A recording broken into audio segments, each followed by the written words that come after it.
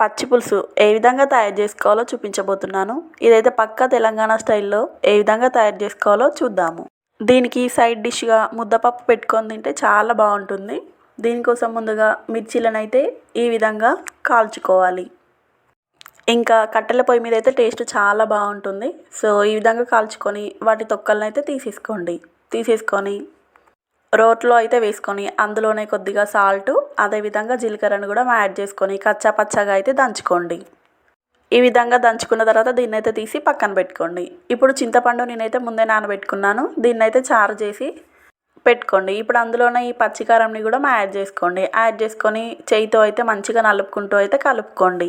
అందులోనే ఒక పెద్ద సైజు ఆనియన్ కూడా ఈ విధంగా పొడుగ్గా కట్ చేసుకొని పచ్చి ఆనియన్ని చారులో వేసుకొని ఈ విధంగా మంచిగా చేయితో అయితే నలుపుకోండి.